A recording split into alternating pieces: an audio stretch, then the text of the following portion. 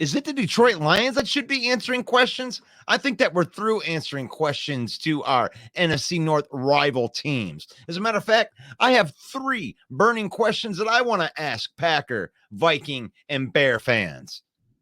And we're going to get to that in today's video. But before we do that, if you like Detroit Lions content just like this, please hit that subscribe or follow button so you don't miss any Lions videos for the remainder of the offseason.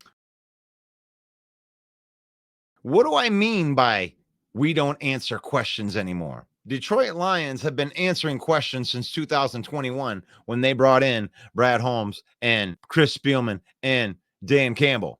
They go 3-13-1 with a roster full of undrafted free agents and, cast-offs from other teams, to 9-8 in the second year with developing players, to 12-5, winning the division the first time in 30 years and going to an NFC championship, doubling their playoff wins in 1 year. Whatever. We haven't had a good history. We went 0-16. There's plenty of questions that were out there in 2021 that aren't out there anymore. They have built one of the youngest and best rosters in the NFL, and they answered all of the questions last year, except for the one question is, can this team get it done on the biggest stages? And that still remains to be seen. Now, I believe now at this point in time, after this offseason and the upgrades that they made in the secondary, that the roster completion that Brad Holmes was trying to put together it never is complete, but to a point where all of the spots are filled with backups and you have guys that know what they're doing, even on the practice squad. So the biggest questions that the Lions had last year was, what are you going to do about that secondary? And boy, did they ever overhaul that. So if you want to throw that out there, oh, what are you going to do? You couldn't do anything to Justin Jefferson with Nick Mullins and everything. It's like, listen, they went out and fixed that. They got 5 secondary pieces that are all better than the best player that they had last year. I have an argument that says that if the Lions secondary was even average, they would have won the Super Bowl last year because they had a defensive line that was top 5 in pressures. They had the best linebacker play that they've had in 3 years. It was just the secondary that kept on letting them down. So let's get into the burning question. The first burning question that I have for my rival as it pertains to the Detroit Lions is, what are you going to do about an elite and ascending offensive line? Because they've answered your questions. You can't get pressure when Penei Sewell and Decker and our starting offensive linemen are out there. These guys love to run downhill, and they love to close out games by squeezing a life out of you in that run game that averaged almost 5 yards a carry is a running back room. Now these are not the guys that you want to see in the fourth quarter. Penei Sewell running downhill. Frank Ragnow running downhill. Taylor Decker running downhill. Now Kevin Zeitler. I mean, you're talking about elite level offensive line play. So before you even get to try to make fun of Jared Goff or try to say anything negative about him, you got to realize that the plays are probably going to be executed really, really well when it comes to protecting the quarterback and running the football. I'm coupling that question. I want to make sure that we're separating these questions right here. That is elite. What are you going to do about elite offensive line play?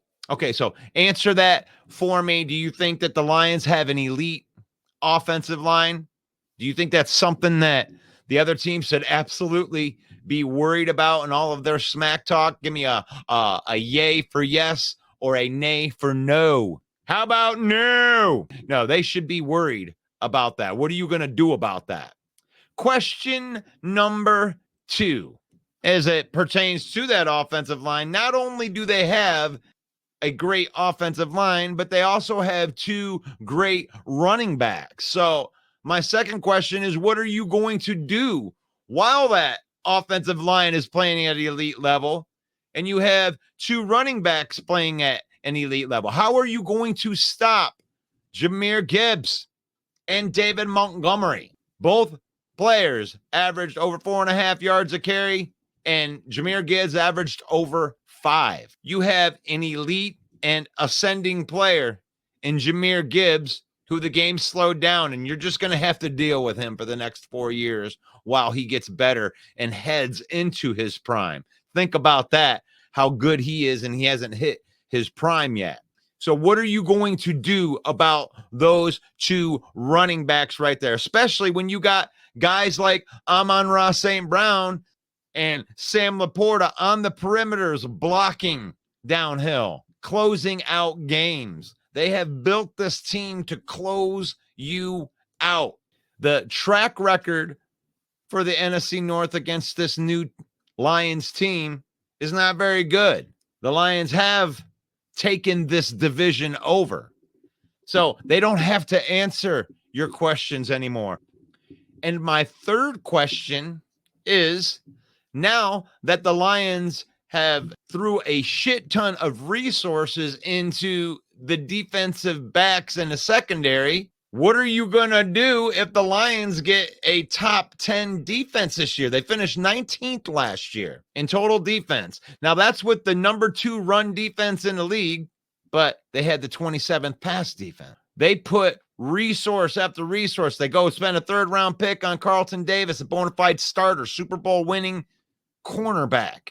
Amik Robertson, who actually closed out the Green Bay Packers last year. You remember that game with the Raiders, right? You should remember Amik Robertson. And then they go and draft Terrion Arnold and Ennis Rakestraw in the 1st and 2nd round.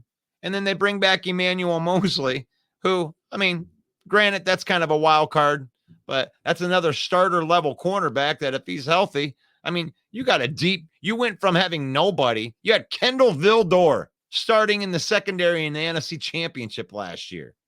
And you got him off the trash heap. He was sitting on a couch, and you brought him in.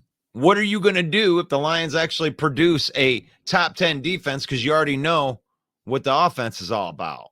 So those are my 3 burning questions that I have for all you Packer fans and all you Viking fans and Bear fans. I know that you guys got better. I'll give you all the credit in the world. And I ain't out here trying to tell you that I'm guaranteeing Super Bowls like you guys out there with the Caleb Williams hype is out of control. The guy hasn't thrown a pass yet. You got a good situation in there. I'll give you that. But don't act like you're just going to zoom right by the Lions. We got a lot better too. We've shored up our weaknesses. Have you? Are you sure that all these guys that have never played for your team, that you're expecting to just come in and make these huge impact? I know that the Packers went out there and they got McKinney and they got Josh Jacobs, which I believe is a downgrade from Aaron Jones. Aaron Jones is a better running back than Josh Jacobs. Maybe I'm wrong about that. Maybe Aaron Jones is, maybe it is an upgrade to get Josh Jacobs in there. But how much of an upgrade is it? The Lions upgraded their team. You went from Benito Jones and Isaiah Buggs to DJ Reader. You went from Jerry Jacobs and Will Harris to the 1st and 2nd round draft pick with Carlton Davis, an ex-Super Bowl champion cornerback. Those are massive upgrades. Those rooms went from like a thorn in our side to they might be a strength. Our cornerback room might be a strength. So don't be thinking that you're going to be chucking the ball down the field this year with the cornerback. So do you think that the Lions cornerback room is going to be vastly improved like I do? Yay for yes, nay for no. The Lions are in uncharted territory. We don't know what to do with our hands when we have a good team like this. When you got a GM and management, they're just doing the right thing. We're not used to having a regime that's making right decisions. Lions fans, don't apologize this year, because like Dan said, there's no guarantee that the Lions are going to get back to where they were last year, or that with this great team that they're going to win a Super Bowl. What I encourage you to do as a Lions fan is celebrate this and be happy this offseason. Make this your best trash talking summer ever, because it could all come to an end. And I know that the other teams are out there praying that the Lions revert back to their old ways and bring back that horrible 3-letter acronym, we are who they thought we were, which is a team that's turned the corner with a young roster that's experienced, and y'all gonna have to catch us now. Yeah, and if you want to see the latest episode of the Main Event Football Show, it's right here. Thank you. I will see you in the next video.